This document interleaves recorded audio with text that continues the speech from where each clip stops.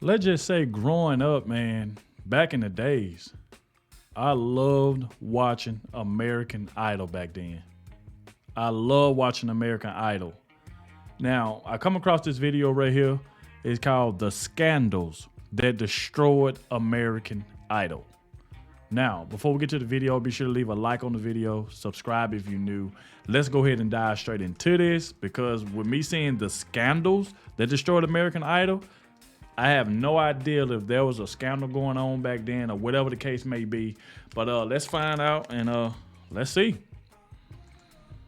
On May 20th, 2009, the world realized American Idol was rigged. TextGate was the name of the infamous voting scandal led by employees at AT&T who created power texts from demo phones that allowed individuals to vote for contestant Chris Allen up to 10,000 times. Ooh. While Chris Allen was a very talented singer, it was obvious throughout the whole season that Adam Lambert, the runner-up, was crushing the competition. Not once throughout the entire season did the judges criticize his singing, since it was near perfect.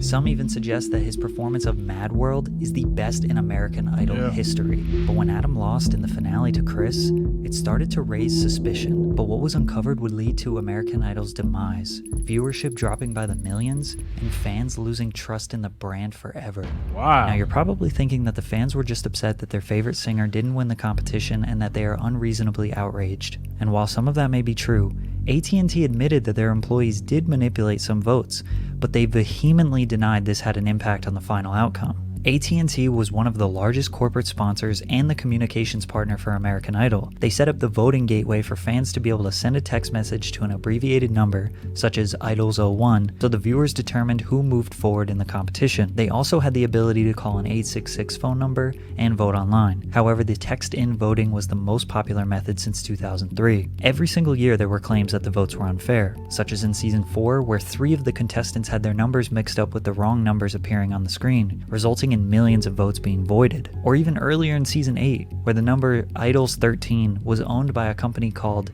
Intimate Encounters, who used the number as a sex hotline. Imagine all those people accidentally texting a sex hotline. But season 8 was the first time where there was an admission of foul play. Chris Allen was from Conway, Arkansas, and had the entire state rooting for him to win. During the night of the finale, watch parties were organized where up to 2,000 people attended. A few employees at AT&T got caught up in the enthusiasm of the competition and brought demo phones to the parties and provided texting tutorials to those who were interested. Basically, these employees taught people how to send power texts where each person could vote for Chris 10 times with the press of one button. However, one voter, Bobby Kierna, confessed to voting for Chris Allen 10,840 times in an AT&T texting zone that had been set up there. However, AT&T tried to reassure that this fraudulent activity did not impact the outcome because it was, quote, quite a leap to suggest that a few individuals could have impacted the final results. And the television network Fox was absolutely certain that the results of this competition are fair, accurate, and verified. This begs the question, how can you be certain the competition results are fair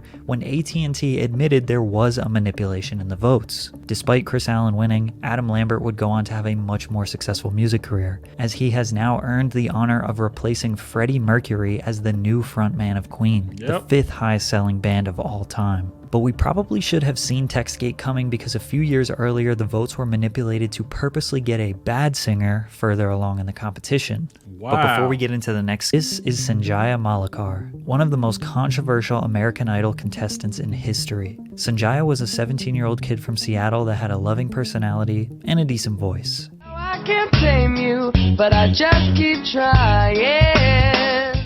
Most of you might be thinking his singing isn't that bad, and it really isn't, especially compared to the industry standard today. But for American Idol, a show dedicated to discovering the best talent the country has to offer, people thought he didn't even come close. And the fact that he made it all the way to the top 7 finalists indicated that there was something suspicious going on. A website called Vote for the Worst was created in the early 2000s and gained a lot of popularity during season 3 of American Idol. It was essentially a blog or forum dedicated to mobilizing Idol fans. But who be making these pages, bro? This is crazy, yo. Because like I said before, I would have no idea that AT&T was manipulating the votes, and you had one guy that voted for Chris almost 11,000 times with one push of a button. and then they try to say that didn't have anything to do with the outcome. Oh, yes, it did. If one person can vote that many times, imagine if, like he said, if everybody in AT&T was doing it, they would have had a lot to do with the outcome. To vote for the worst person every week, with the ultimate goal of the winner being a mediocre or bad singer. Their first target was Antonella Barba. They went as far as leaking racy photos of her to bring traffic to the site. A low blow for sure. However, she ended up getting voted off, so their troll campaign was no longer successful. And in 2019, she got sentenced to 45 months in federal prison for possessing 400 grams of fentanyl with the intent to distribute it. She even tried to reduce her sentence in court with the argument that being voted off American Idol was the reason she spiraled out of control. Anyways, after being unsuccessful with Antonella, Sanjaya became the fan favorite, or I guess the least favorite, because he was often the person they were voting for as the worst. Simon Cowell was notoriously not a fan of Sanjaya, but the general American public thought he was sweet and lovable. They even made iconic memes about Sanjaya. Sanjaya, you're the one I admire. Who cares if Simon likes ya? I think that he's a liar. The controversy. I don't remember Sanjaya. I don't remember him. I'm pretty sure I probably watched it, but I cannot remember. If y'all remember him, then let me know down below in the comments section, though. Around him turned his supporters into diehard fans and turned his ops into massive haters. Make sure you're drinking water.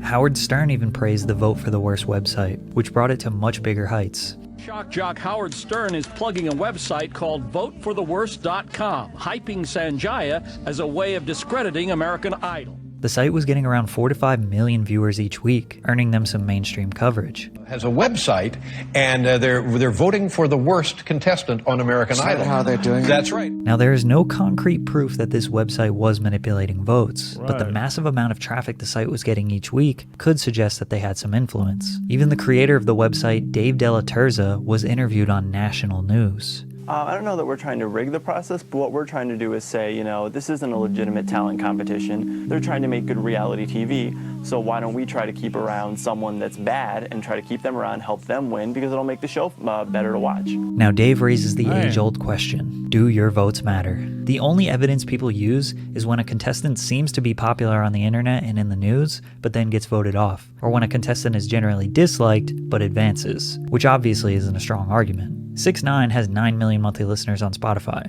but everyone hates him. Clearly, not everyone hates him, because a lot of people are still listening to his music. Yep. My point is that the general public perception has little to do with the actual American Idol voting data, especially when they don't even show what the real data is. There is no live tracker, there is no formal voting report that is released. You just have to trust that they are doing the right thing. And the person with the least votes is the one who gets eliminated. Plus, you have to consider that plenty of the artists that lost would go on to be wildly successful. Chris Daughtry finished 4th in 2006 and would go on to sell 21 million records. Tori Kelly didn't even make it past the second round and went 4 times platinum later. Lauren Elena was runner-up in 2011 and went 11 times platinum. In fact, out of the top 10 most successful American Idol contestants, 6 of them didn't even win the competition. However, there's another way to analyze this that may prove the votes are actually choosing the winner, but the people voting might be the problem. The WGWG controversy This is stands crazy, for yo. White Guy with Guitar. From 2007 to 2012, the winner of American Idol was a white guy with a basic white guy image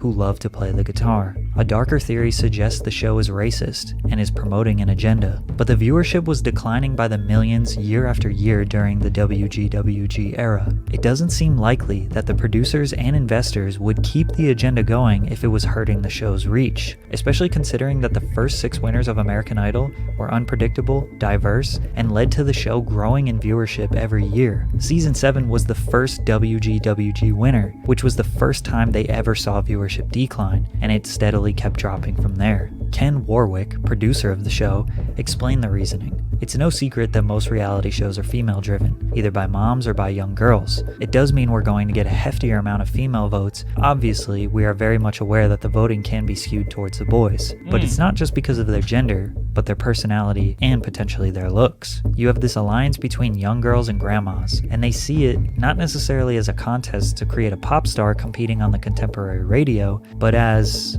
who's the nicest guy in a popularity contest. In short, the winners are disproportionately chosen by suburban moms and young girls because they like the show the most. The predictability of the winner may have led to a huge average viewership drop from 25 million in season 10 to 18 million in season 11. But after the 5-year WGWG streak, Candice Glover would go on to win season 12 of American Idol. However, the viewership dropped again from that 18 million average to 15 million, and it just kept going down. Dang. Keep in mind, this was also in 2013, where the social media takeover was about to destroy TV ratings entirely. It's most likely that the voting process falls somewhere in the middle. Millions of people choose who they want. The show producers use the votes to determine who the most popular singers are, advance those people at the top, then eliminate one from the bottom few based on what will make for the most entertaining outcome.